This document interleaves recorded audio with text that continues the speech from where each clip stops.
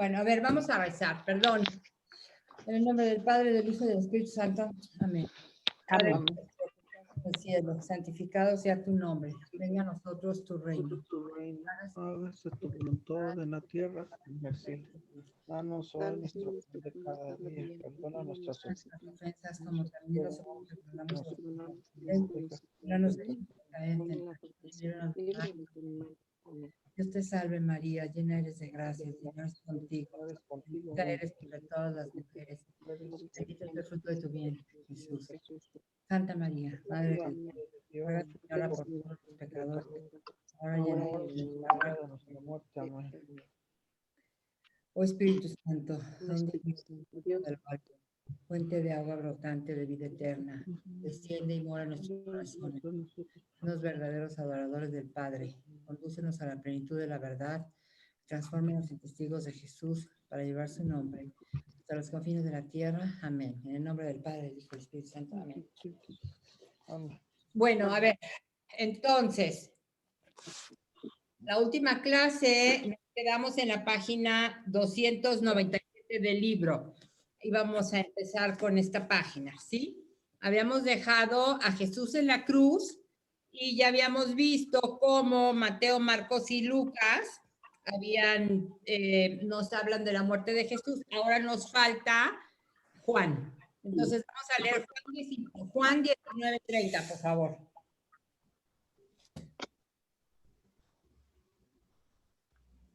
Juan 19:30.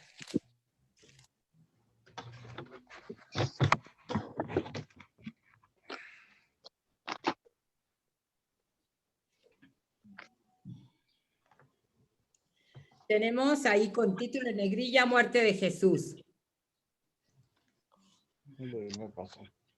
Dice, después de esto, sabiendo Jesús que ya todo estaba cumplido para que se cumpliera la escritura, dijo, tengo sed. Había allí una vasija llena de vinagre, sujetaron una rama de hisopo, una esponja empapada en vinagre y se la acercaron a la boca. Eso ya lo habíamos leído. Versículo 30. Cuando tomó Jesús el vinagre, dijo, todo está cumplido. E inclinando la cabeza, entregó el espíritu. Fíjense cómo no dice, entregó su espíritu. Dice, entregó el espíritu. Y yo ahí les sugiero que pongan el espíritu con mayúscula, porque aquí está hablando del Espíritu Santo. Entregó el espíritu. Entonces, vámonos al libro, a la página 297.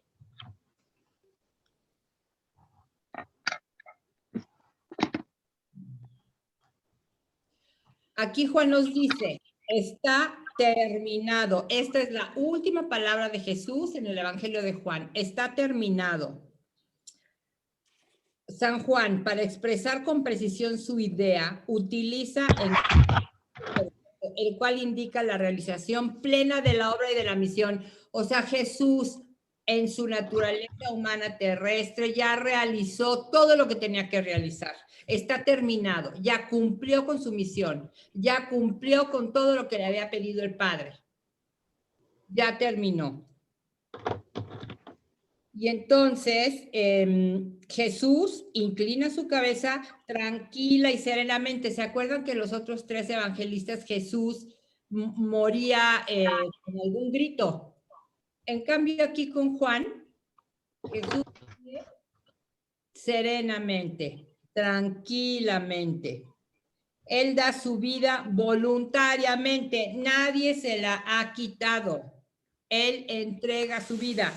Como ya lo había dicho, a ver, Juan 10:18.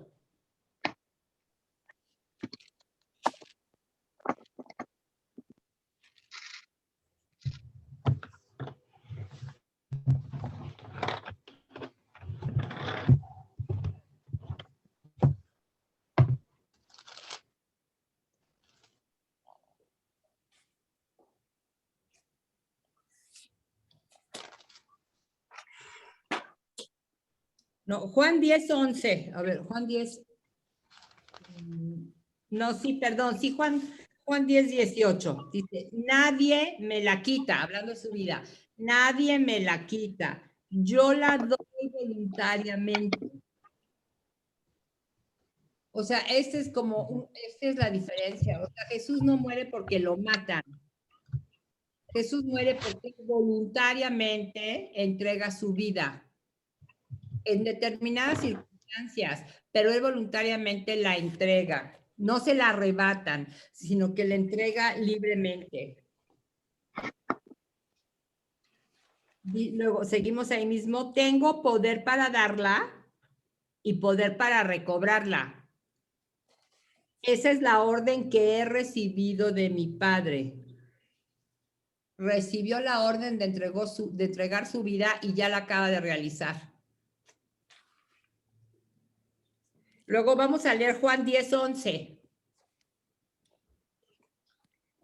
Dice, yo soy el buen pastor.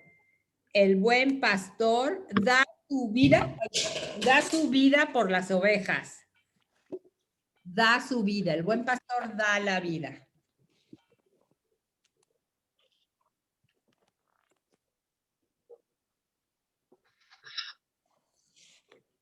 Fíjense cómo, vámonos al libro a la página 295, como Marcos y Lucas, ellos escriben que Jesús expiró, y Mateo dice exhaló el espíritu, pero Juan, escogiendo pensadamente los términos, dice entregó el espíritu.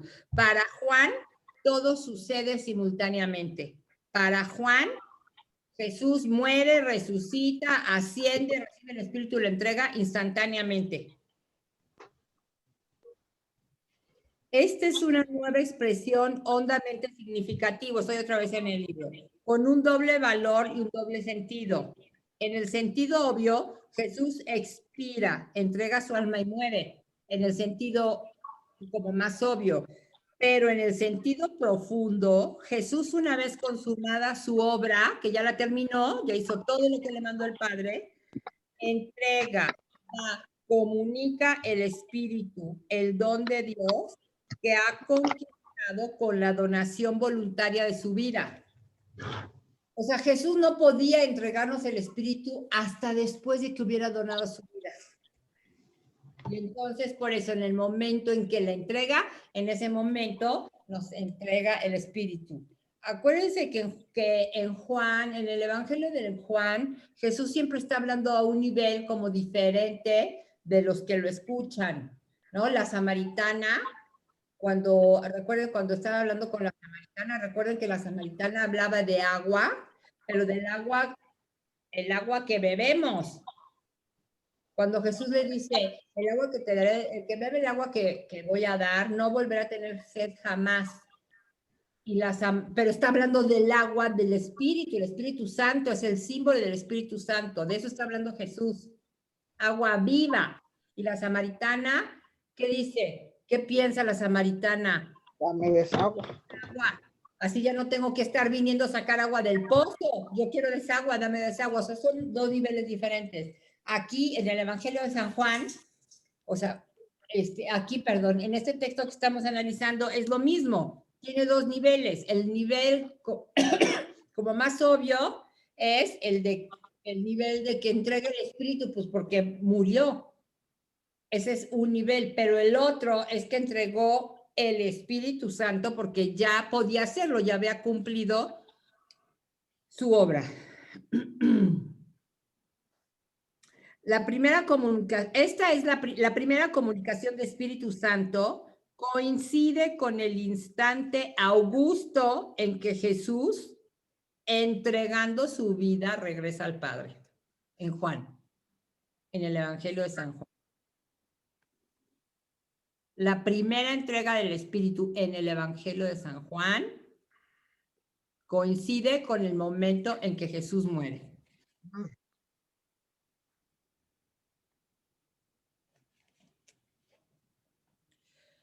Bueno, vamos a ver los fenómenos a la muerte de Jesús.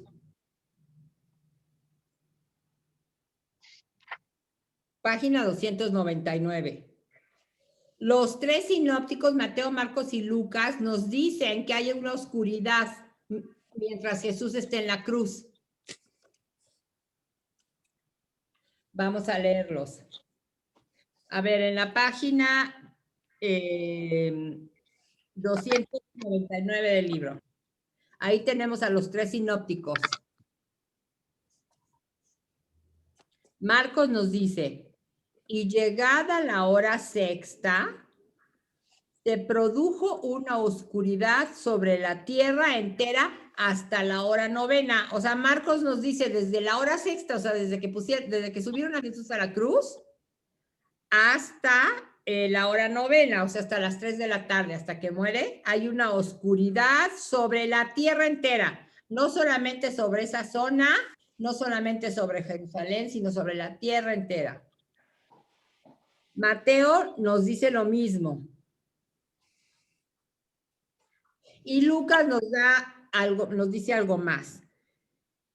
Dicen, y era ya como la hora sexta, no es tan preciso, Lucas, como la hora sexta, y se produjo una oscuridad sobre la tierra entera, también hasta la hora novena, habiéndose eclipsado el sol. Marcos, Mateo y Lucas coinciden en afirmar que a partir de la hora sexta se produjo una oscuridad sobre toda la tierra hasta la hora novena, es decir, desde las 12 hasta las 3. Los tres evangelistas subrayan que la tiniebla cubrió toda la tierra. Lucas la atribuye a un desfallecimiento del sol, como que se eclipsó el sol, o sea, como que se tapó el sol. Pero un eclipse al mediodía es imposible en una época en que la luna llena brilla en todo su esplendor durante la noche. Algunos autores dicen que no, que esa oscuridad no pudo haber sido por un eclipse, pero entonces que a lo mejor fue por un hamsin. Un hamsin es un viento del desierto, un viento cálido del desierto que lleva mucha arena. Entonces lleva tanta arena que no deja pasar los rayos del sol. Pero imagínense un viento cargado de arena que dure 3 horas. Hasta el grado que oscurezca toda la tierra también parece un poco, o sea, parece improbable.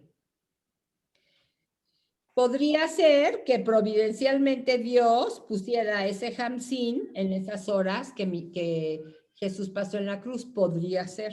Otros comentadores prefieren interpretar la oscuridad de manera figurada, o sea, como un género literario, algo figurado. ¿Qué significa? Una tiniebla sobrenatural que se cierne sobre la tierra entera a la muerte de Jesús. Jesús es la luz. Y en otras ocasiones se habla del poder de las tinieblas. Las tinieblas es lo opuesto a la luz. Si Jesús es la luz, ¿qué son las tinieblas? El mal. El mal. ¿Y quién era el que había estado atrás de todo? O sea, ¿quién era el que había estado como empujando a todos estos hombres para que aprendieran a Jesús, flagelaran a Jesús, crucificaran a Jesús? ¿Quién había sido? ¿Quién era el que estaba atrás de todos ellos? Ya lo hemos visto, Satanás. Satanás, el demonio, Satanás. Entonces, y Satanás es lo contrario que Jesús. Si Jesús es la luz, entonces Satanás es las tinieblas. Entonces, como que parecería, por un momento, como que parecería que el que estaba triunfando era Satanás, porque iban a matar a Jesús, porque estaba Jesús colgando de la cruz. Por eso como que parecía que el poder de las tinieblas estaba como dominando, ¿no? Como que la oscuridad estaba dominando sobre la luz. Entonces puede ser esta oscuridad, solamente literaria, una tiniebla sobrenatural, ¿sí? No es otra cosa sino pero, a ver, y no es otra cosa sino el cumplimiento de la palabra de Amós. Vamos a ver, Amós es un profeta, vamos a leer Amós 8:9. Amós 8:9. Como que se está cumpliendo lo que había dicho el profeta Amós. Amós 8:9.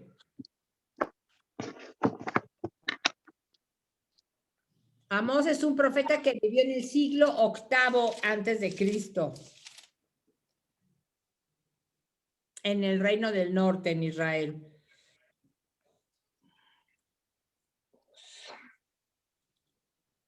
Las que tengan la Biblia de Jerusalén, está en la página 1354.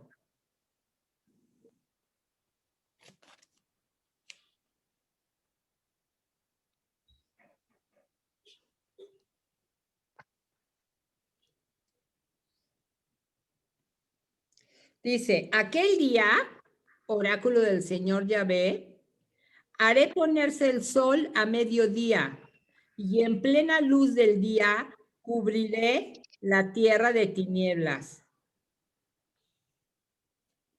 Y como que se está cumpliendo lo que había anunciado el profeta Amós en esta oscuridad mientras Jesús está en la cruz.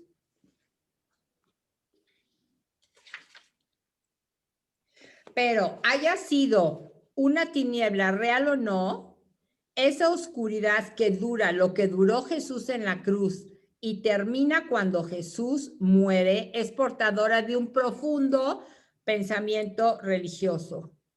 Cuando el Mesías muere, el cosmos se entenebrece.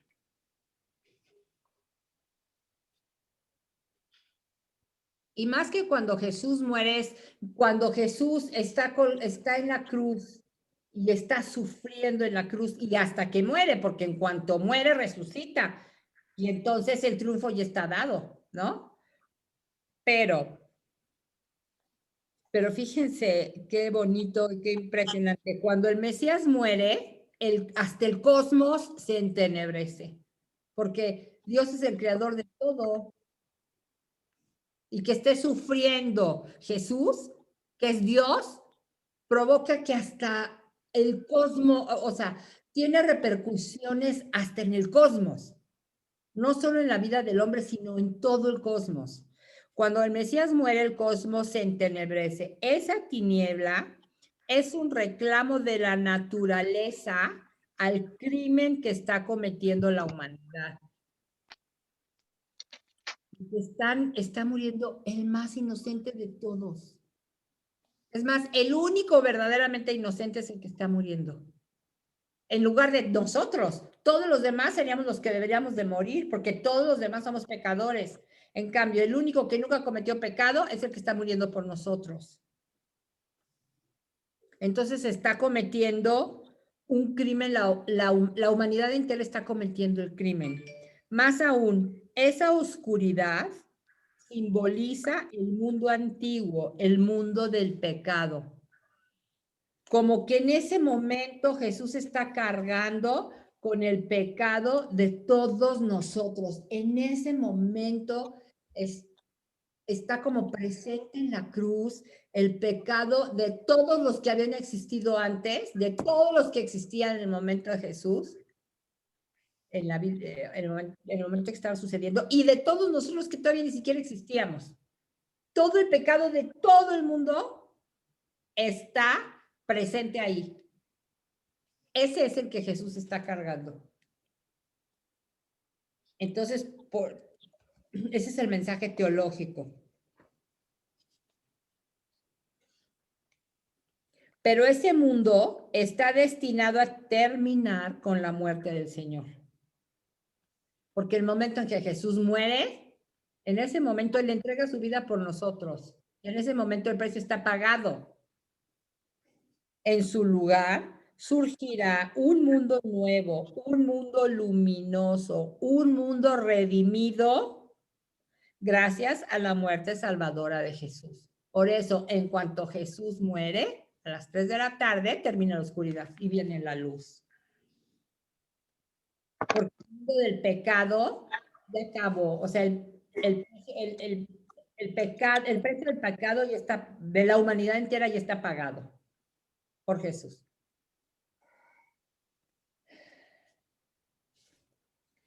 Luego vamos a ver la cortina del templo.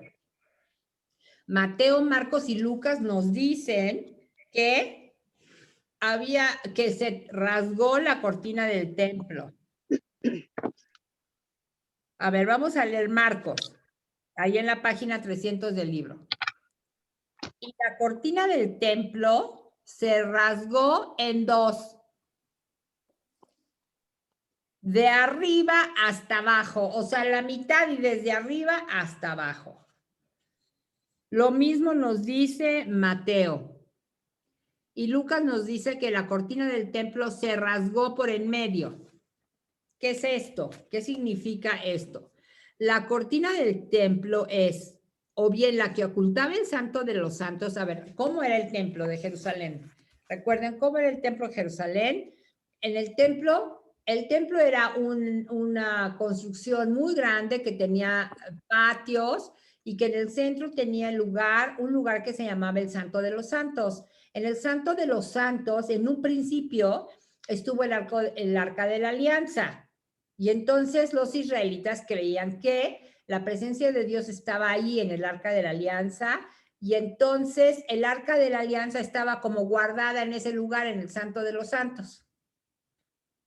Pero en el año 586, cuando Nabucodonosor, o sea, los babilonios, entran a Jerusalén y destruyen la ciudad, destruyen las murallas, destruyen el templo, y a partir de ese momento se pierde para siempre el Arca de la Alianza. Pero después, bueno, se van a Babilonia, se van deportados a Babilonia los judíos y regresan después. Y reconstruyen el templo y lo reconstruyen como era antes.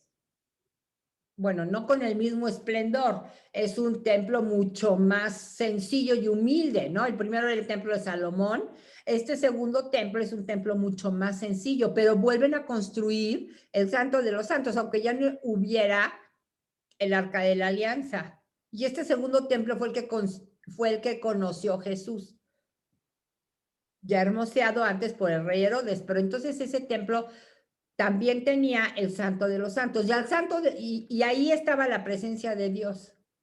Y entonces, a ese lugar no podía entrar el pueblo, al Santo de los Santos. Al Santo de los Santos solamente podía entrar el sacerdote una vez al año. O sea, como que la gente no podía estar en contacto directo con la presencia divina, no podían entrar, había una cortina.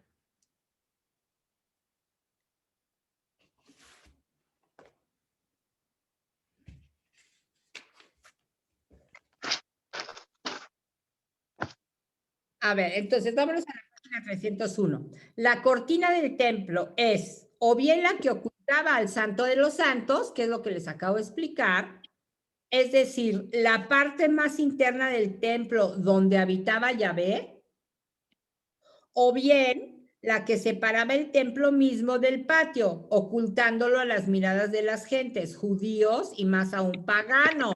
A ver, vamos a ver cómo sabemos que existía esta cortina. Vamos a leer Éxodo 26, 36. Éxodo 26, 36.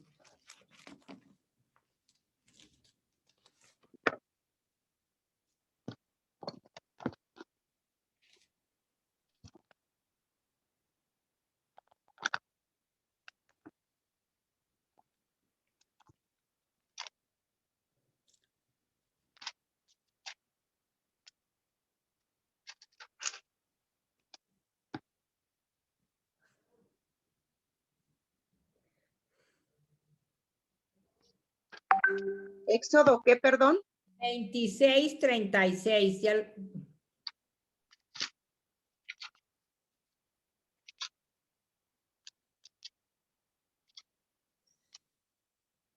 ¿Ya? Ya, gracias. Dice, confeccionarás para la entrada, o sea, aquí están las instrucciones de cómo tiene que ser este santo de los, cómo debe ser la tienda del, en el desierto. Confeccionarás para la entrada de la tienda. ¿Cómo que la tienda? ¿Cuál tienda? Estamos hablando del templo. A ver, ¿dónde se realiza la alianza con el pueblo, con los hebreos? En el Sinaí, en el desierto. Y ahí es cuando Dios les da las tablas de la alianza y construyen el arca de la alianza, pero estuvieron 40 años en el desierto. Y vivían en tiendas de campaña porque eran nómadas, estuvieron 40 años moviéndose en el desierto, eran nómadas. Entonces, el arca de la alianza, construyeron un arca, Dios le da las instrucciones de cómo debe construir el arca, qué características tiene que tener. Y entonces esa arca, pues tiene que estar guardada en algún lugar. Entonces le construyen al arca también una tienda, como una tienda de campaña, igual que ellos. O sea, ellos se protegían en tiendas de campaña, les diríamos ahorita, ¿no? Pero en tiendas hechas. ¿De qué estaban hechas estas tiendas? Estaban hechas de telas gruesas o de piel de animales. Entonces, el Arca de la Alianza también estaba en una tienda hecha de pieles de animales. Porque el Arca de la Alianza, pues se movía junto con ellos, a donde ellos iba el arca. Eran nómadas, entonces el arca también los seguía. Entonces tenían que quitar las tiendas y volverlas a poner en los nuevos lugares donde se establecían. Por eso es una tienda, y esa tienda se llamaba la tienda del encuentro. Entonces, por eso, ahora sí vamos a leer Éxodo 26:36. Confeccionarás para la entrada de la tienda, ahora sí ya sabemos cuál tienda, una cortina de púrpura, violeta y escarlata, de carmesí y lino fino, torsal, labor de recamador. Para la cortina harás 5 postes de acacia que revestirás de oro. Sus ganchos serán también de oro y fundirás para ellos 5 basas de bronce. O sea, estas eran las características que tenía que tener esa cortina, la de la tienda del encuentro, la que separaba al arca de la alianza del pueblo. Entonces, esa es una cortina. Luego, vamos a leer también, por favor, Éxodo 40:33.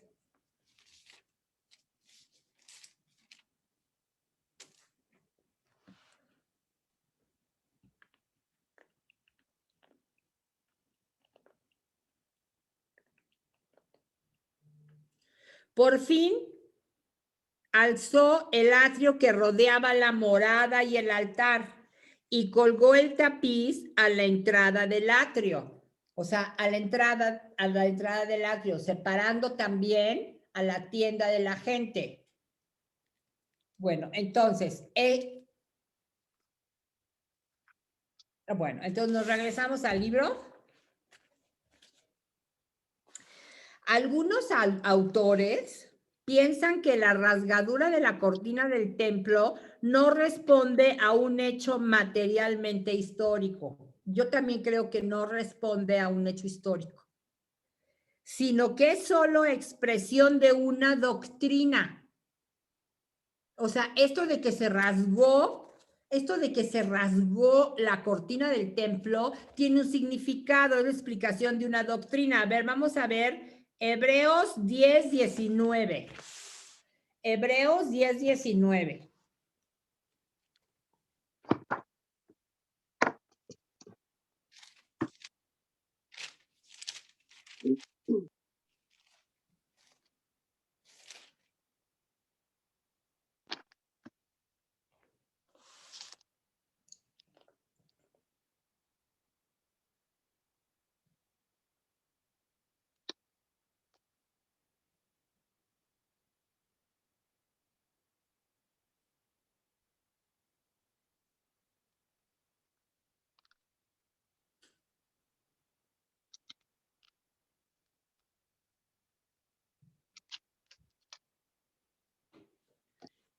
¿Ya?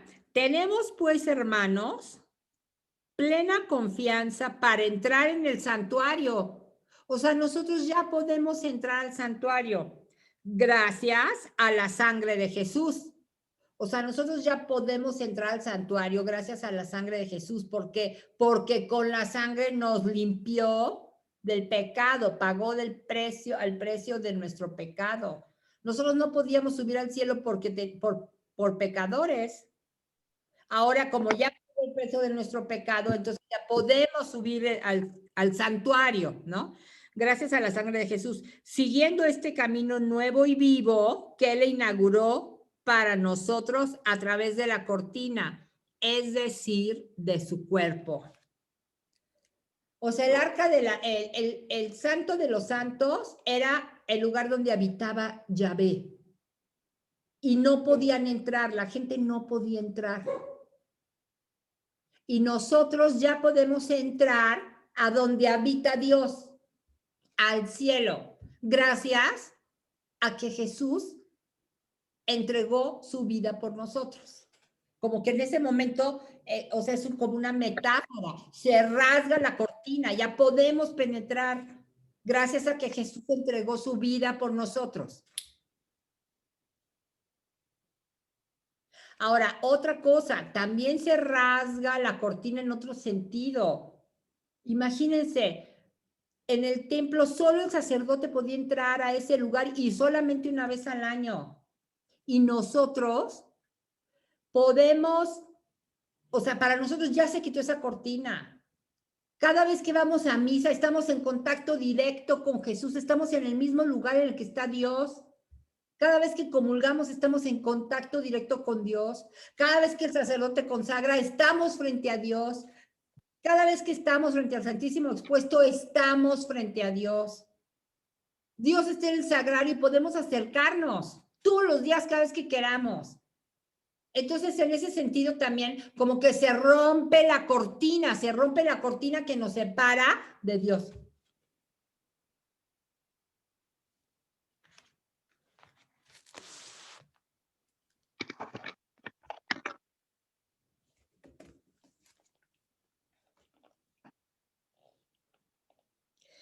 En una u otra opinión, lo importante es el simbolismo. La rasgadura de la cortina o velo del templo significa que con la muerte de Jesús ha quedado abierto el acceso directo a Dios para todos los hombres. Todos nosotros tenemos acceso directo a Dios, gracias a Jesús. Con la muerte de Jesús se quitó eso que bloqueaba, se quitó esa cortina. Todos tenemos acceso directo a Dios. Ha comenzado una nueva era religiosa que no es exclusiva de ningún pueblo. O sea, impensable que un pagano se acercara tanto en el templo a Dios. Impensable. Sin los judíos, peor un pagano, menos. Pero ahora ha comenzado una nueva era religiosa que no es exclusiva de ningún pueblo y de ninguna raza. Una religión y un culto universal. Todos, fíjense, porque además para ellos la presencia de Dios estaba en el templo y solo en el templo.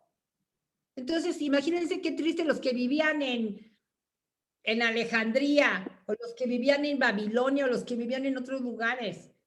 En cambio ahora, todos tenemos acceso directo a Dios, no importa dónde vivamos. No solo en Roma, no solo en Jerusalén, no solo o sea, en todos lados, aquí en nuestra parroquia, todos nosotros, y en todas las parroquias, ¿sí? Entonces, eso es lo que significa que se rasgó la cortina del templo.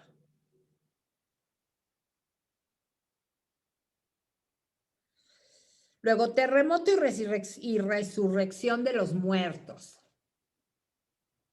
A ver, vamos a ver lo que nos dice Mateo.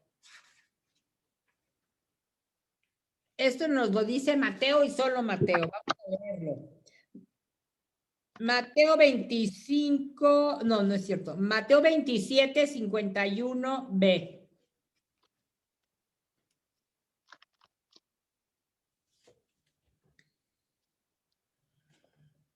Y la tierra tembló y las rocas se rajaron y los sepulcros se abrieron y muchos cuerpos de santos dormidos resucitaron. Y habiendo salido de los sepulcros después de su resurrección, entraron en la ciudad santa y se manifestaron a muchos. A ver, recuerden que hay diferentes géneros literarios y se escriben algunas cosas queriendo expresar otras, ¿sí? Entonces voy a volverlo a leer. Y la tierra tembló, o sea, cuando Jesús murió, la tierra tembló, los sepulcros se abrieron y muchos cuerpos de santos dormidos resucitaron. Hasta ahí dice, resucitaron. Pero, versículo 53, habiendo salido de sus sepulcros después de su resurrección. Como que aquí nos dice, se abrieron los sepulcros, muchos resucitaron, pero salieron de sus sepulcros pues hasta que Jesús resucitó y salió.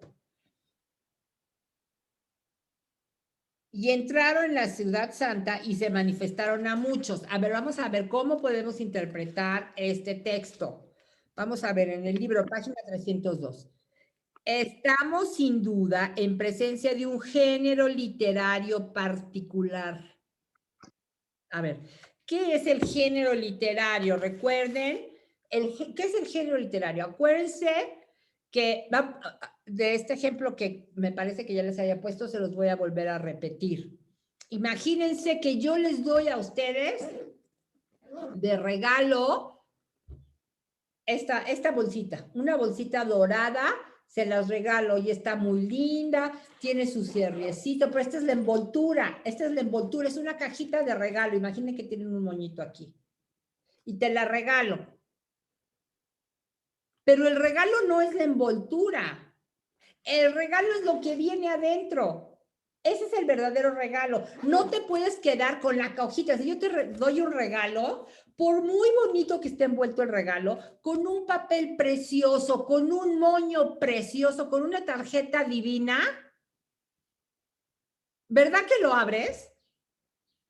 Porque el regalo no es la cajita, el regalo no es el moño, el regalo es lo que viene adentro, esa es la envoltura, eso es el género literario. El género literario es, o sea, cuando estamos recibiendo algo en algún género literario determinado, lo que tenemos que hacer es ver qué es lo que nos están diciendo, qué es lo que nos están entregando. El género literario puede estar muy bonito alrededor, pero hay que saber cuál es el mensaje. Y hay diferentes géneros literarios, por ejemplo, la poesía es un género literario, la prosa es un género literario, el género literario apocalíptico es otro, la epopeya, que es, por ejemplo, como está narrado el Éxodo, la epopeya es otro. Son diferentes géneros literarios. Esto está escrito en un género literario y vamos a ver qué es lo que quiere, cuál es el contenido.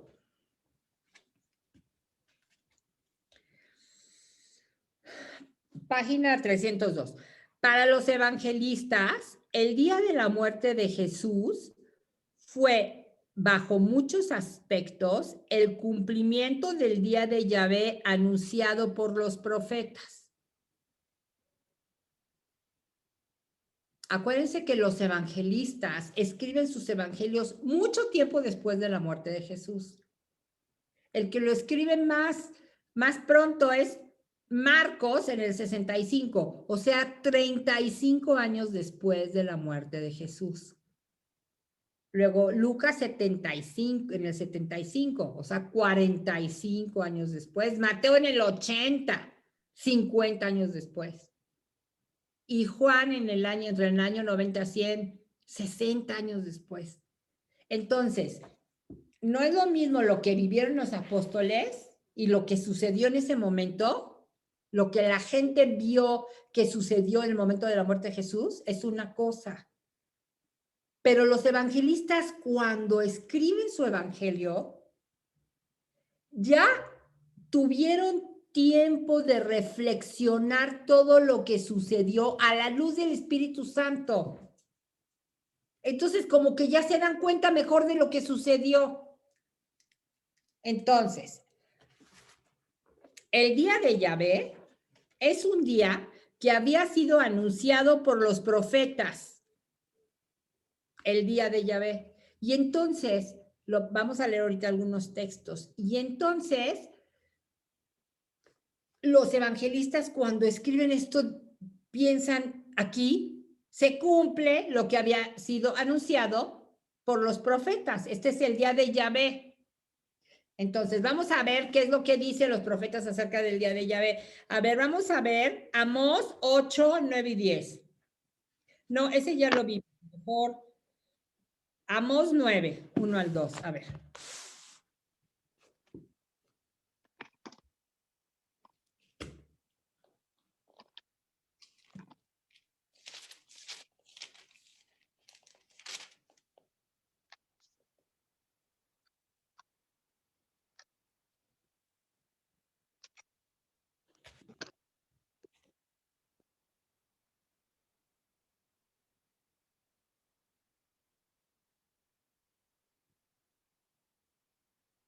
A ver, miren, el día de Yahvé, que es el día, ¿qué significa el día de Yahvé? Es el día del Señor.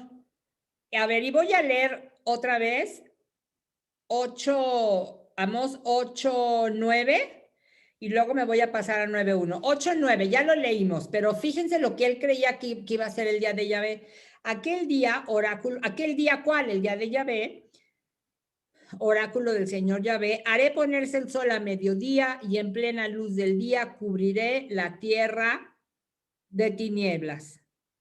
Luego, 9.1.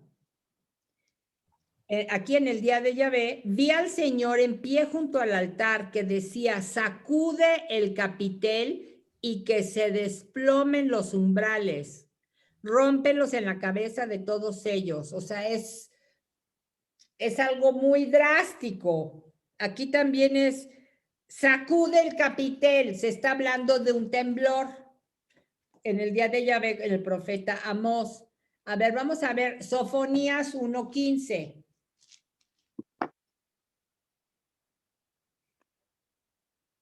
Busquen al profeta Sofonías 1:15.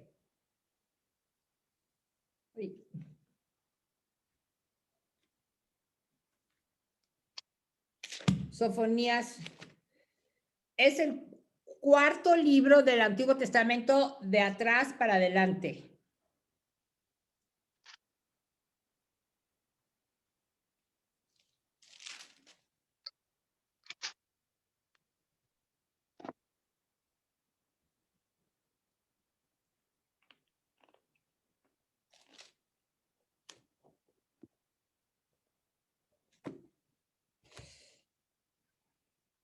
Vamos a empezar desde el 14. Sofonías 1:14. Y ahí con negrilla tienen el título, el día de Yahvé.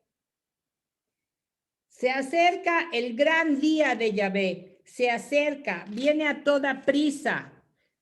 Miren, y lo que viene anunciado aquí en Sofonías tiene tintes cósmicos. O sea, es una poesía con tintes cósmicos. O sea, es también en un género literario que se llama poesía con tintes cósmicos.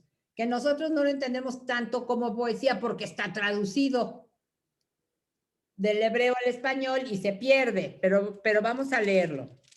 Se acerca el gran día de Yahvé, se acerca, viene a toda prisa. Amargo el vocerío del día de Yahvé. Entonces gritará hasta el soldado. Aquel día será día de ira, día de angustia y aprieto, día de devastación y desolación, día de tinieblas y oscuridad. Y ya vimos que hay tinieblas, nos los ponen los tres sinópticos. Desde las 12 hasta las 3. Día de tinieblas y oscuridad, día de nubes y densa niebla. Bueno, entonces, así describen el día de Yahvé. Ahora, Joel 3, vámonos a Joel 3.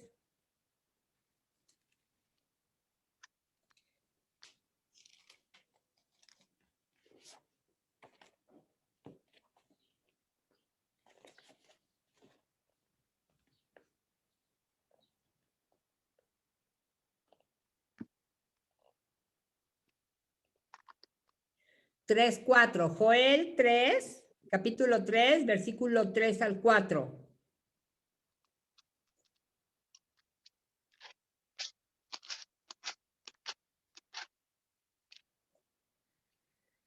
Dice, y realizaré prodigios en el cielo y en la tierra, sangre, fuego y columnas de humo. El sol se convertirá en tinieblas y la luna en sangre ante la llegada del día de Yahvé grande y terrible. Bueno, entonces es otra descripción del día de Yahvé. Entonces está usando aquí,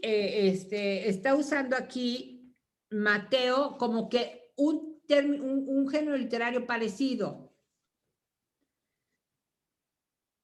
Ahora, el detalle más enigmático es de los sepulcros que se abrieron de los muertos que resucitaron, porque este es el único lugar donde viene. Entonces, imagínense, si todo mundo hubiera visto a los muertos salir de sus tumbas, sería algo que se contaría en muchos otros lugares. No hubiera pasado desapercibido. Ahora, acuérdense que en la época de Jesús había dos grupos diferentes, los fariseos y los saduceos. Los fariseos creían en la resurrección del Señor, pero los saduceos no. Entonces, todavía en el pueblo judío, en general, todavía no estaban de acuerdo si existía o no existía la resurrección de los muertos. Los fariseos lo creían. Y los saduceos no. Entonces, por eso los saduceos se enojaban tanto cuando los apóstoles andaban diciendo que Jesús había resucitado. Porque decían, ¿cómo estás diciendo que Jesús resucitó si la resurrección no existe? Entonces, imagínense, si no creían que Jesús había resucitado, después de que lo había visto durante 40 días, mucha gente resucitado y ellos no lo creían, imagínense lo que hubiera pasado si se hubieran abierto las tumbas y hubieran salido muchos resucitados. Como que hubiera sido un escándalo, como que se hubiera contado en todos lados. Entonces, esto es género literario, nos quiere decir un mensaje más profundo. A ver, ¿cuál?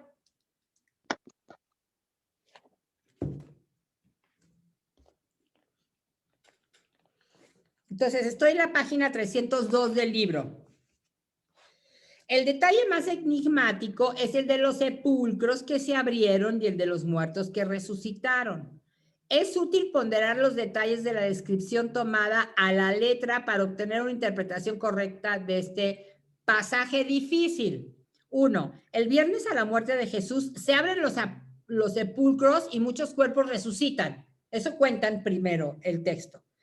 Pero solo el domingo salen del sepulcro después de la resurrección de Jesús. Claro, ni modo que resucitaran antes de que Jesús resucitara, ¿no? O ni modo de que los vieran resucitados antes de que a Jesús se le viera resucitado. Y entonces, hasta el domingo después de que Jesús resucita, entran en la ciudad santa y se manifiestan a muchos. Bueno, algunos padres y teólogos, respetando materialmente la lectura del texto. A ver, ¿qué significa esto de respetar materialmente la letra del texto? O sea, haciendo una lectura fundamentalista del texto, eso es lo que quiere decir. Entonces, algunos teólogos y algunos padres, ¿cómo que padres? ¿Cómo que padres? Con mayúsculas, ¿se fijan cómo está padres con mayúscula? Se está refiriendo a los padres de la iglesia. Los padres de la iglesia son como los grandes teólogos de los primeros 5 siglos de la iglesia. Entonces, a eso se refiere. Algunos padres y teólogos, respetando materialmente la letra del texto, han pensado en una resurrección milagrosa con una muerte subsiguiente. O sea, resucitaron y se murieron luego, otra vez. ¿O cómo? Los santos serían Abraham, Isaac, Jacob, Moisés y David. Eso es lo que piensan algunos teólogos, algunos padres de la iglesia que hacen una lectura fundamentalista. La mayoría de los padres y teólogos opinan que se trata de una resurrección escatológica. ¿Qué significa escatológica? Escatológica quiere decir del final de los tiempos. Esto es, los justos del Antiguo Testamento no podían entrar en el cielo antes de que Jesús lo abriera. ¿Y cuándo abrió Jesús el cielo? Cuando murió y Cuando resucitó. ascendió. Y resucitó, claro, ya sé. Es cuando se abren las... Cuando Él está en el cielo. ¿Cómo se llama el primer hombre que llega al cielo? ¿Cómo se llama? A ver, díganme, ¿cómo se llama el primer hombre que llegó al cielo? Jesús. Es el buen ladrón. No, Jesús. No, Jesús. ¿Qué hombre? Jesús. Jesús es 100% hombre y 100% Dios. Entonces, el primer hombre que llegó al cielo se llama Jesús. Entonces, hasta que Jesús entre al cielo, se abren las puertas del cielo para que podamos entrar todos los demás. Ni modo que lleguemos antes que Él, o que alguien hubiera llegado antes que Él. Jesús tenía que realizar toda su misión salvífica para que al fin se pudiera abrir la puerta del cielo para todos nosotros. Entonces, a ver, sigo en el libro, en la página 302, penúltimo párrafo. Los justos del Antiguo Testamento no podían entrar en el cielo antes de que Jesús lo abriera, aunque fueran justos. Y estaban esperando en un estado provisorio. Una vez obrada la salvación, las almas de los santos del Antiguo Testamento entraron en el paraíso para gozar de la felicidad de Dios, mientras sus cuerpos esperan la resurrección final. O sea, esta es una interpretación de otros padres y teólogos. Luego, en el pasaje de Mateo, unido, a ver, vamos a leer, por favor, Primera de Pedro 3:19. Primera de Pedro 3:19.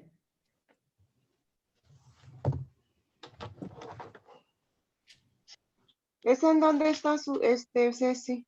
Al final del Nuevo Testamento, ahí en tu separador, al final tienes Apocalipsis, luego Ajá.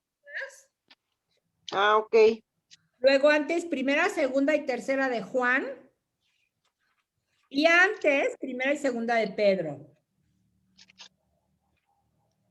Entonces, vamos a leer Primera de Pedro 3:19.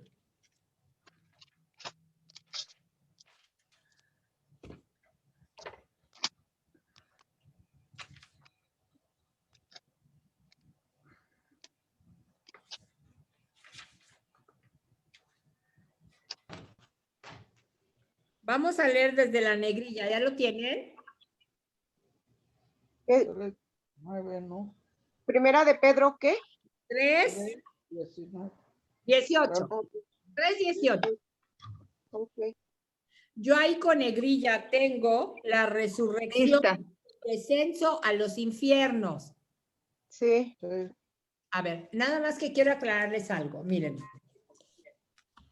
Para los judíos, antes de la resurrección, o sea, los judíos en el Antiguo Testamento, ellos creían que cuando morían, se iban al lugar de los muertos. Ese lugar de los muertos se llamaba Sheol. Para los judíos, el lugar de los muertos era el Sheol. Pero el Sheol no era un lugar de castigo, era el lugar donde habitaban los muertos.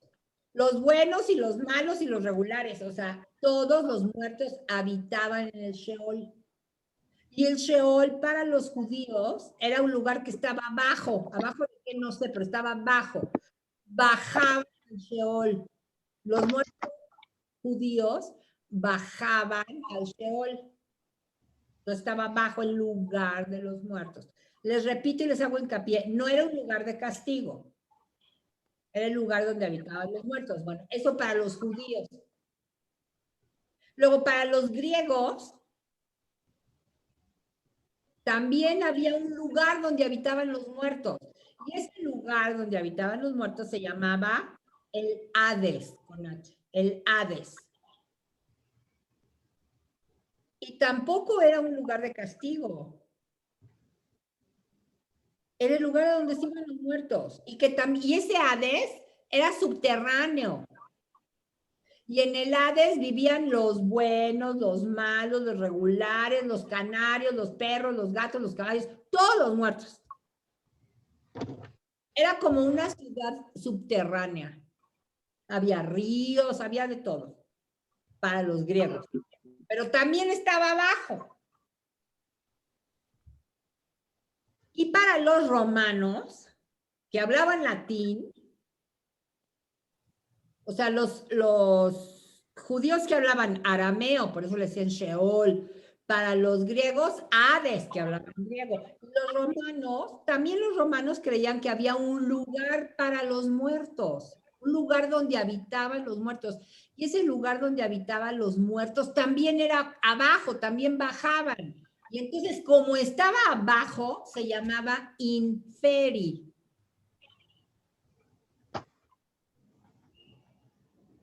Pero tampoco era un lugar de castigo. El inferi era el lugar donde habitaban los muertos para los romanos. Entonces, la palabra Sheol, la palabra Hades y la palabra inferi, como que describen lo mismo, el lugar donde habitaban los muertos, no un lugar de castigo, ¿ok?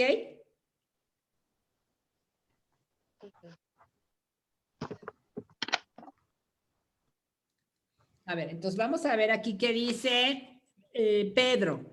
Pedro, primera epístola de Pedro, capítulo 3, versículo 18. Fíjense, ahí con negrilla yo tengo la resurrección y el descenso a los infiernos.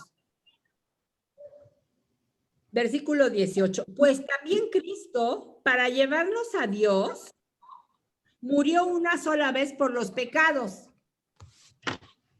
Él, que era justo por los injustos. O sea, él que era justo, santo, inmaculado, murió por nosotros los injustos.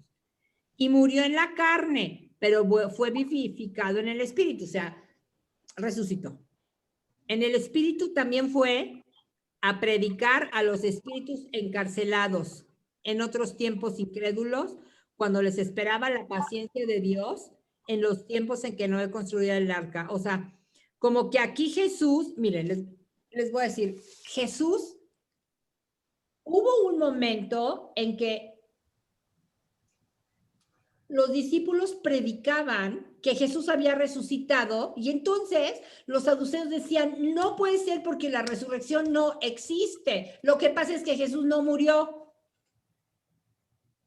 Lo que pasa es que lo bajaron de la cruz, estaba vivo, Jesús no murió. No es que se haya aparecido porque resucitó, sino que no murió. Entonces empezaron a decir, Jesús bajó al inferi. ¿Qué quiere decir el inferi? Bajó al lugar de los muertos. O sea, ¿qué es lo que quiere decir esto? Que Jesús sí murió. No quiere decir, o sea, es un concepto diferente al que tenemos nosotros del infierno, que es el lugar del castigo.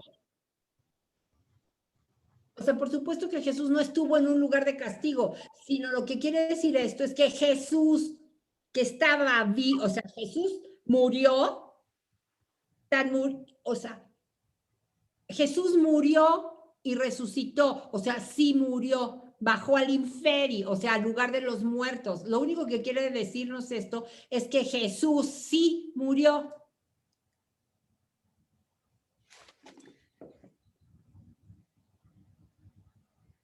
Y luego, a ver, 4. Sí. Mande.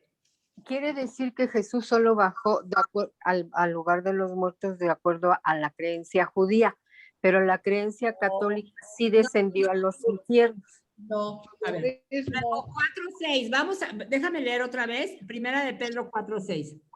Por eso, hasta los muertos se ha anunciado la buena nueva, para que condenados en la carne según el hombre vivan en espíritu según Dios. No, no, Linda, no. O sea, Jesús jamás fue al lugar del castigo. O sea, solo que bajó al infierno, el lugar donde habitaban los muertos. Lo que quiere decir es que Jesús sí murió. Murió y requete murió, entregó su vida. Bajó al Pero en el credo, en el primer credo, en el de Nicea, dice, y descendió a los infiernos. Al infierno, no al lugar del castigo. Es que tú estás interpretando el lugar del castigo. Es el lugar de donde habitaban los muertos. Eso es lo que quiere decir, Linda.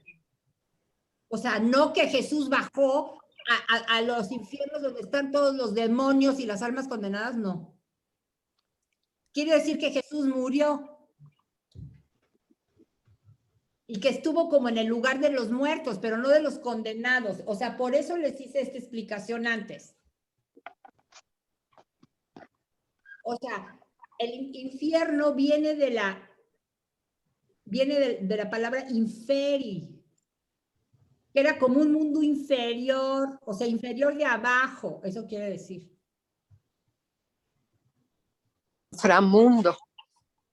Donde ellos creían que estaban los muertos. O sea, nosotros lo podemos decir, es que Jesús murió como todos, o sea, como todos los hombres morimos o mueren, porque nosotras todavía no. Jesús murió igual. O sea, sí murió. Eso es lo que quiere decir. Entonces, quizás los escritores, a la hora de hacer la traducción o la transmisión de la información, confundieron el inferi con el infierno, y todo el mundo ha creído o se ha puesto en debate que cómo fue posible que él podría haber bajado al infierno si él era un alma pura.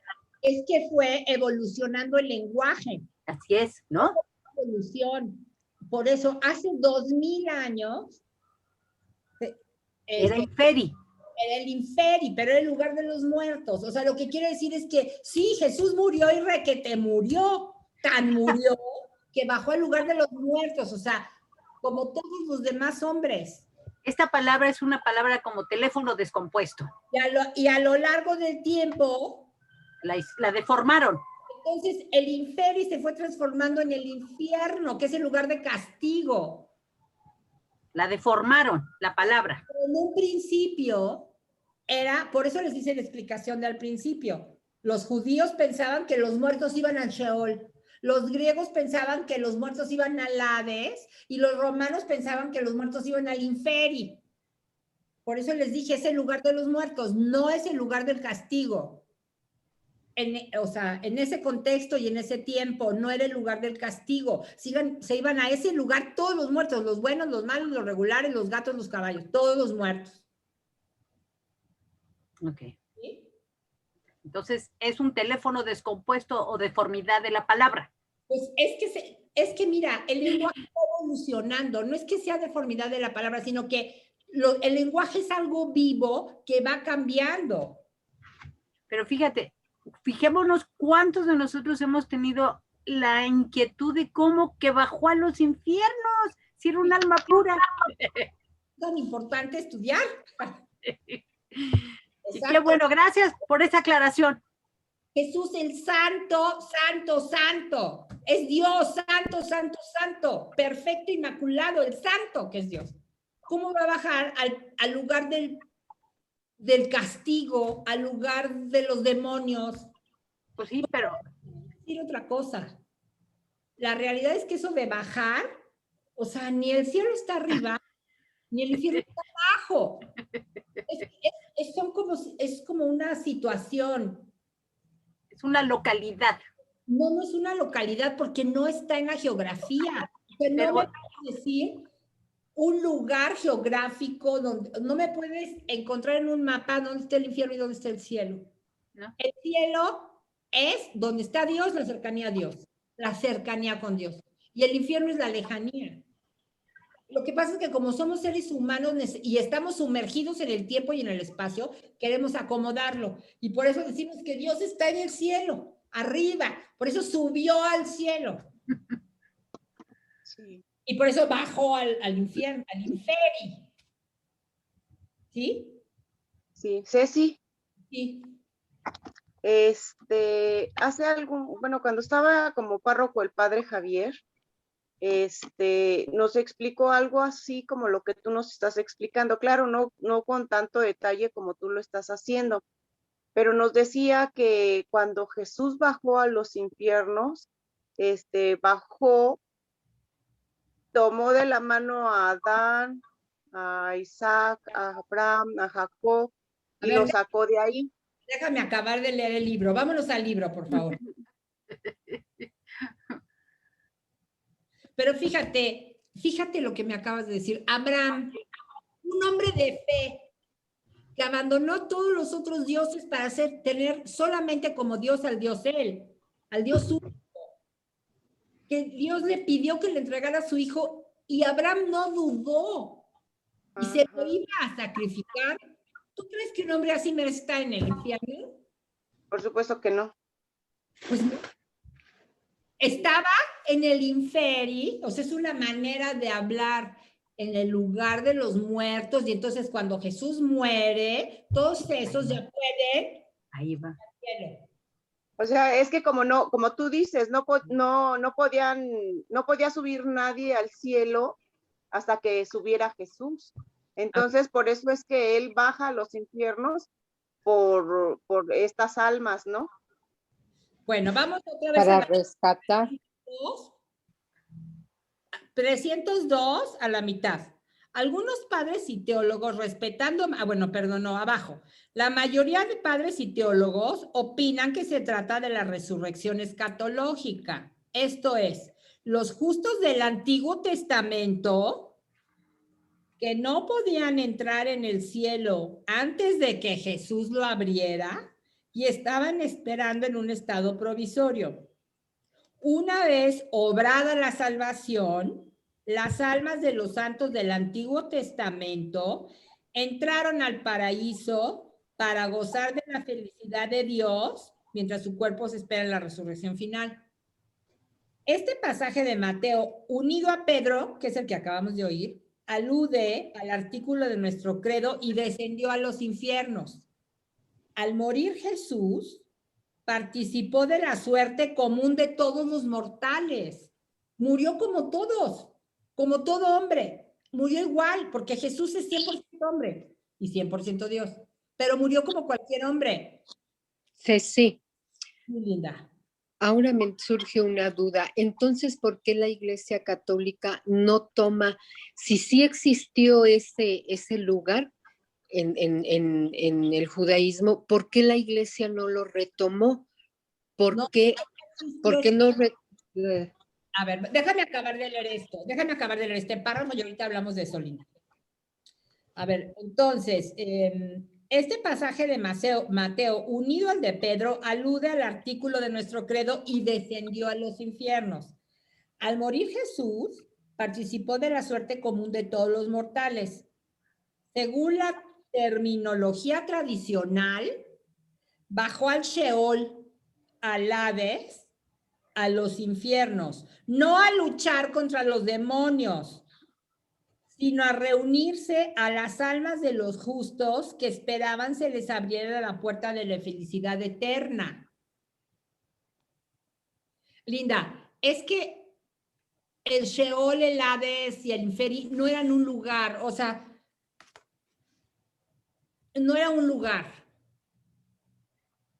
O sea, no lo puedes encontrar en un mapa. No es un lugar físico. Era como una situación. Ellos habían muerto, pero no podían entrar al cielo porque todavía Dios no lo abría para el hombre. Jesús tenía que realizar su misterio, toda su misión salvífica para que se abriera el cielo para nosotros. Entonces, ya que lo abre, hasta entonces, los que habían muerto pueden entrar a la gloria de Dios. Claro, sí, ya entendí. Sí. Sí, no podría seguir existiendo porque ya Cristo vino a salvarnos, ya no era necesario esperar. Y pues ya, exactamente, y están en la gloria de Dios. Ujú. ¿Sí? Sí, gracias. ¿Alguien más tiene alguna duda? ¿Algún comentario? Bueno, yo pienso que precisamente para eso es ese estudio, ¿no? Para comprender mucho, porque es que sí, como ellas dicen, ¿no? O sea, tú te vas con la creencia de que, pues, un infierno y bajó al infierno y que los muertos, ¿qué pasó? ¿No? Entonces, por eso yo, ahorita lo que estamos haciendo este estudio para comprender las escrituras que nos dan lo que es, pues, no es lo que hemos distorsionado y creído. Es que Para mira, eso es esto. cosa. O sea, la gloria de Dios es otra dimensión. Es otra dimensión. Y el infierno es otra dimensión. O sea, sí existe, es una verdad de nuestra fe. Si hay un lugar de castigo, un lugar entre comillas, un lugar, es que es otra dimensión.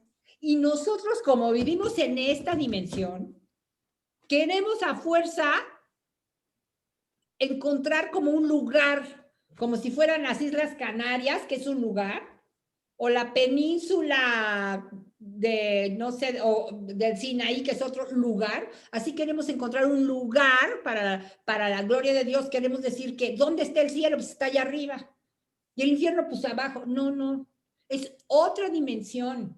Es que nosotros no lo podemos, no puede entrar en nuestra cabeza, porque como somos de esta dimensión, no conocemos la otra.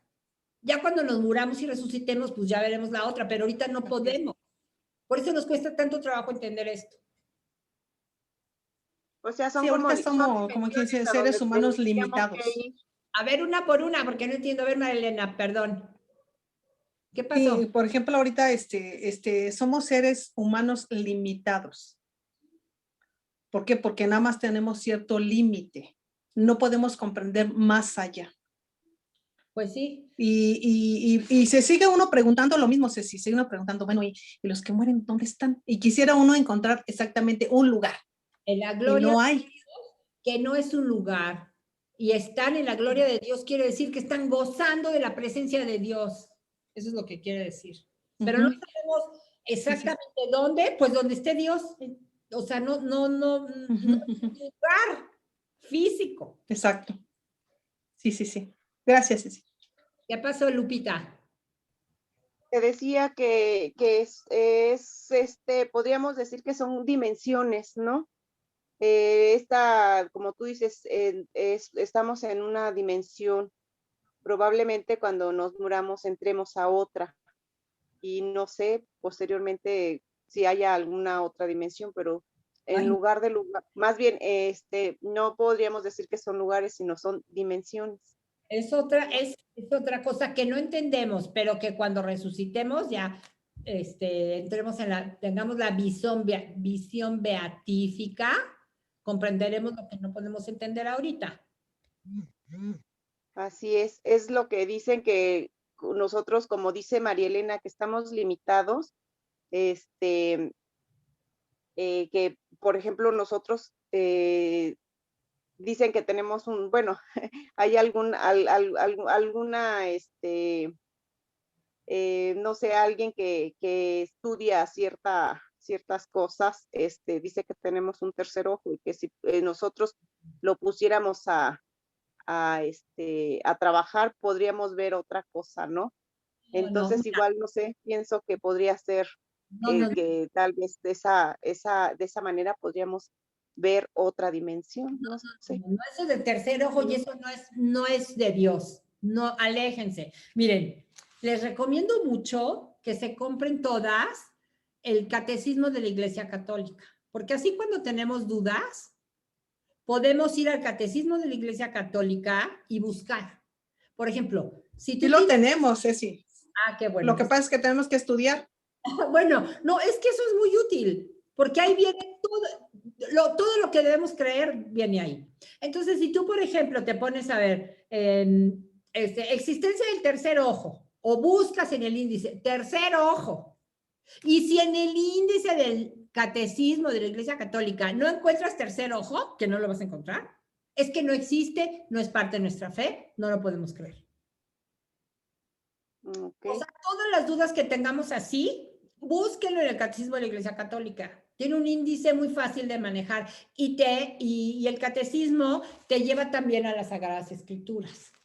Entonces, esas cositas que es que oímos luego tanta barbaridad y puede ser que de repente la gente se confunda. Entonces, te vas al catecismo y en el catecismo tú consultas y si no está el catecismo, no es parte de nuestra fe. También yo siento que hay mucha confusión a veces con los ángeles. Que si te invitan un ángel, que si el ángel que viene a tu casa y luego te lo mando y quién sabe cuánta cosa, esas cosas no son de Dios tampoco. Si tú quieres, los ángeles existen, sí. Si quieres saber qué es lo que nosotros creemos de los ángeles, también te vas al catecismo y si no, lo que no viene ahí, no lo crees. Eso de que los ángeles te visitan y que les ponen una silla en la puerta y que se sienta el ángel y esas barbaridades, no viene el catecismo, entonces no lo creemos. Todo ese tipo, reencarnación, hay muchísima gente que digo, Dios de mi vida, me da un dolor horrible. Hay muchos católicos que creen en la reencarnación, pero muchos, no crean que pocos, ¿eh? Entonces, buscar, si tienes duda de la reencarnación, yo sé que ustedes no, pero si alguien tiene duda de la reencarnación, a ver, busca en el índice y verás que no aparece, entonces no es parte de nuestra fe. Es como que la manera más fácil de saber si algo es parte de nuestra fe o no. Acuda a la catecismo. Sí, gracias, Ceci. ¿De qué? ¿Alguien más tiene alguna duda? Sí, oye, sí, yo quería preguntarte, entonces, ¿no sería mejor que en el dedo dijéramos que bajó A ver, mi Trini, y que nos explicaran? Se me corta, ¿me puedes repetir? Que nos, sí, a ver si, porque a mí también se me corta un poquito. O sea, esta explicación que nos diste del inferi y del infierno, ¿no sería mejor que dijéramos inferi en lugar de bajó a los infiernos? Pues sí, pero así ya lo dejaron y ya no le vamos a cambiar ahorita al credo, pero como tú ya lo estudiaste, tú ya entiendes bien. Sí, porque yo, bueno, yo tenía la idea, y creo que otras personas también la tienen, de que efectivamente Jesús bajó a los infiernos y a pagar nuestros pecados, que allí estuvo pagando, por eso es por lo que dicen que bajó a los infiernos, ¿no? Entonces, yo creo que esta confusión o esta creencia que yo creo que la mayoría tenemos o teníamos, yo creo que la cree la mayoría de las personas, porque, bueno, podremos haber muchísimos católicos en el mundo, pero poquitos los que a lo mejor queremos saber un poco más o queremos adentrarnos más para saber acerca de nuestra fe, de nuestra religión, ¿no? ¿Qué es lo que pasa? A mí, pues, me han movido muchas cosas para querer aprender, ¿no? Pero mucha gente es como que si repitieran algo nada más por repetir, ¿no? Como cuando repites una canción, solamente la repiten porque la tienen que repetir y ya hasta se la aprendieron, pero realmente no entienden el contexto de lo que dice. Es que mira, infierno es en español. O sea, el inferi es infierno. En hebreo, Sheol. Sheol. En griego, Hades. Hades. En latín, que era lo que hablaban los romanos, en latín, inferi. En español, infierno. Lo que pasa es que ahora ya el infierno para nosotros es el lugar del castigo. Pero antes, exactamente. ¿Quién? Es como cuando te dicen, sí, pues vete al infierno, ¿no? Pero esa es otra cosa. Ahora, a ver, Jesús, acuérdate, en el pueblo judío, o sea, ¿por qué murió Jesús como murió? Jesús murió ¿cómo? Derramando su sangre y en la cruz. ¿Por qué no pudo haber muerto de otra forma? Porque en el pueblo judío el pecado se pagaba con derramamiento de sangre, de víctimas. Todos los días se ofrecía un cordero por el perdón de los pecados, se derramaba sangre en el templo de Jerusalén todos los días por eso. Entonces, acuérdate, en el pueblo judío el pecado se pagaba con derramamiento de sangre y Jesús murió al estilo judío, pagando el precio de nuestros pecados al estilo judío, derramando su sangre al estilo judío. Sí. Pero Jesús nació también en el Imperio Romano. Y en el Imperio Romano, el peor de los pecadores pagaba su culpa muriendo en la cruz. La cruz. Entonces Jesús murió pagando, o sea, pagando por el pecado de la humanidad al estilo judío, derramando su sangre. Y al estilo romano en la cruz. Después, después de todo ese sufrimiento, ¿tú crees que Jesús tenía que bajar a sufrir al lugar del castigo? Creo que no. Él pagó el precio de nuestros pecados en la cruz. Desde el momento de la flagelación, desde el momento de la coronación de espinas, empezó a derramar su sangre. Lo pagó ahí, el precio de nuestros pecados. Ya no tenía que bajar a sufrir al lugar de los infiernos, digo, al lugar del castigo. O sea, ¡qué horror! No puede ser que Jesús esté como que metido en el lugar del demonio, o en esa dimensión donde está el demonio, el pecado, el mal, o sea, horrible, ¿no? Jesús es Dios, es santo, ya pagó por el precio del pecado, acabó su misión y regresa a la casa del Padre. O sea que tampoco en la antigüedad se creía que bajaban a pagar sus pecados al inferi. Era el lugar Entonces, de los muertos. Donde descansaban los muertos. Bueno, y punto. Regulares, todos. Todos los muertos pensaban ellos, toditos los muertos iban al mismo lugar, al lugar de los muertos. Y entonces, ¿de dónde salió que los malos se van al infierno o nos vamos al infierno? Porque tenemos, a ver, bueno, ¿tienen tiempo o ya no? ¿O lo dejamos para la próxima? Como tú decidas. A ver, abran su Biblia en Mateo 25, por favor. Hay muchas parábolas que hablan de esto, pero vamos a leer Mateo 25.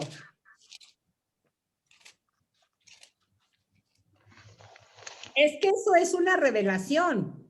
O sea, esa que hay un posible doble destino, nos ha sido revelado. No es invento, nos ha sido revelado. A ver, Mateo 25, por favor.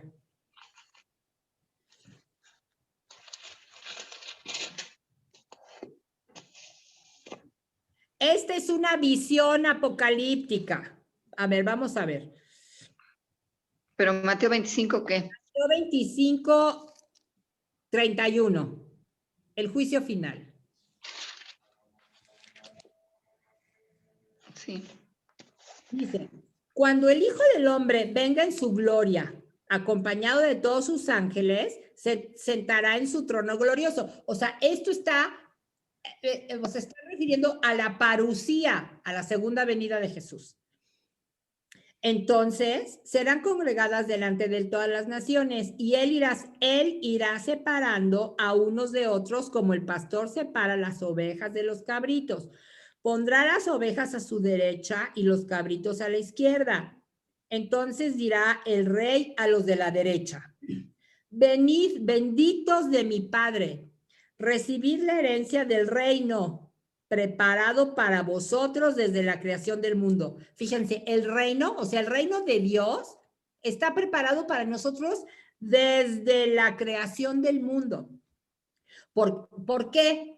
¿Por qué son benditos estos? ¿Y por qué van a ir al reino? ¿Por qué? Porque tuve hambre y me disteis de comer, tuve sed y me disteis de beber, era forastero y me acogisteis, estaba desnudo y me vestisteis, enfermo y me visitasteis, en la cárcel y acudisteis a mí. Entonces los justos le responderán: Señor, ¿cuándo te vimos hambriento y te dimos de comer, o sediento y te dimos de beber? ¿Cuándo te vimos forastero y te acogimos, o desnudo y te vestimos? ¿Cuándo te vimos enfermo o en la cárcel y acudimos a ti? Y el rey les dirá, el rey que es Jesús: os aseguro que cuanto hicisteis a uno de estos hermanos míos más pequeños, a mí me lo hicisteis.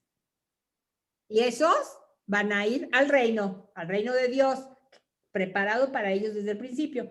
Y luego seguimos. Entonces dirá también a los de su izquierda, apartados de mí, malditos, al fuego eterno preparado para el diablo. Fíjense qué importante. El reino de los cielos es preparado para los buenos, ¿no? Desde la creación. O sea, dice, preparado para vosotros, para las ovejas de Dios, ¿sí? Y luego acá, apartaos de mí, malditos, al fuego eterno preparado para el diablo y sus ángeles. Entonces, ¿el fuego eterno para quién fue preparado? Para el diablo y sus ángeles. Para el hombre no. El fuego Para eterno el diablo. para el diablo y sus ángeles, no para el hombre. Pero entonces, ¿por qué se van a ir para ese lugar? Porque tuve hambre y no me disteis de comer, tuve sed y no me disteis de beber, fui forastero, etc.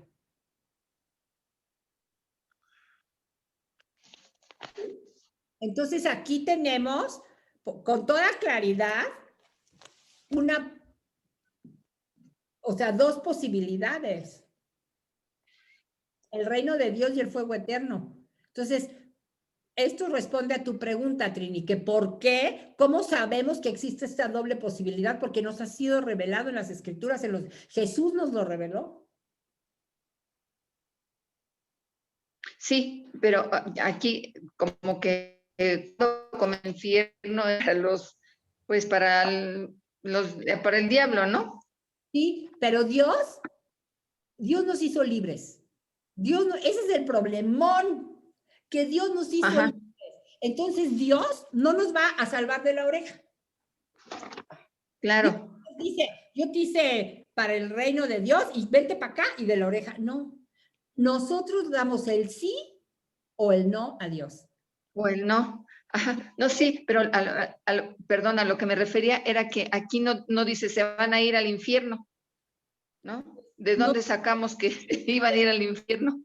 Pero dice, apartados de mí, malditos, al fuego eterno preparado para el diablo y los ángeles. Ese es el lugar del castigo. Ajá. El infierno para nosotros sí hay un lugar del castigo. Un lugar entre comillas, es un estado de separación de Dios. Sí existe. Claro. Exacto. Sí existe, pero nosotros le pusimos el nombre de infierno. Es un lugar Ajá. Es el lugar del castigo. Es un lugar de lejanía eterna de Dios.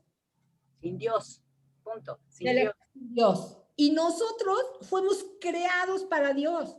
Tenemos sed de Dios y no podemos encontrar la felicidad lejos de Dios. Entonces es un estado de continua tristeza y sufrimiento, la lejanía de Dios. Uh-huh.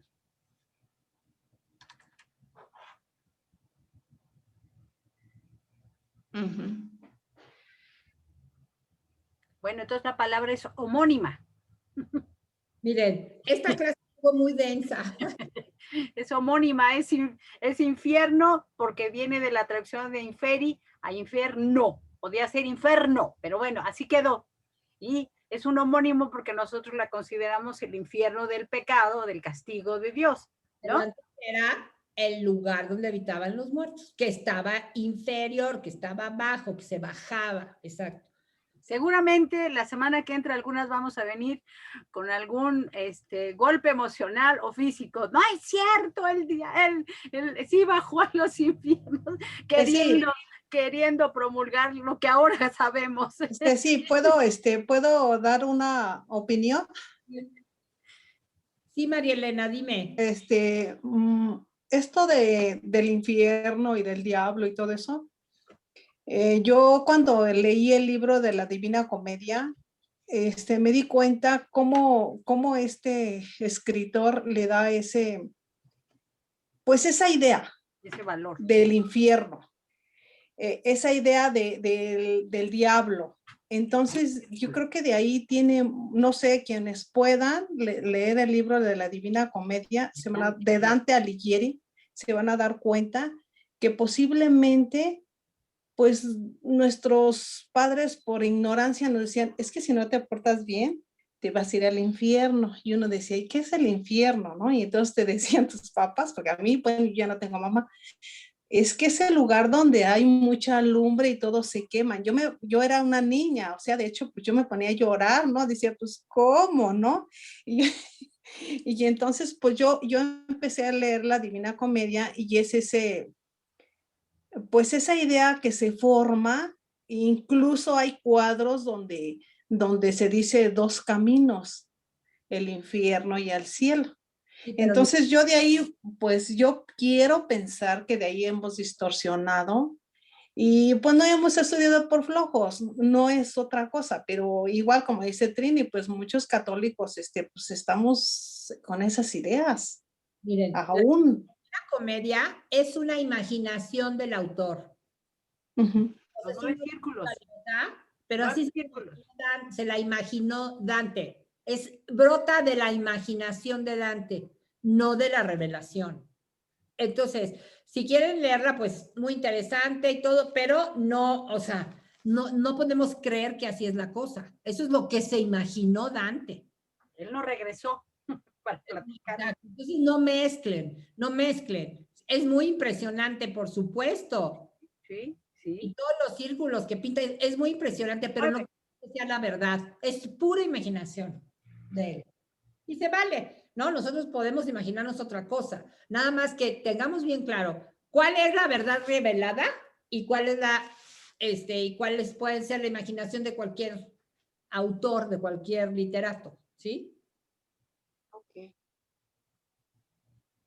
Sí, muchas gracias. Gracias. La clase que entra para quitarles este susto, vamos a leer algunas parábolas muy lindas, llenas de esperanza, ¿sí? Para que no se queden con el susto, ¿ok? No, gracias, Ceci. De que, pues que Gracias. Gracias, que tengan Gracias. bonito inicio de semana. Gracias, Hasta Ceci. luego, Que bye. tengan bonita tarde, chicas. Sí, Bye, bye. cuídense, Bye. igualmente, Bye, adiós. bye. Gracias. Bonita Bye. tarde, adiós a todas.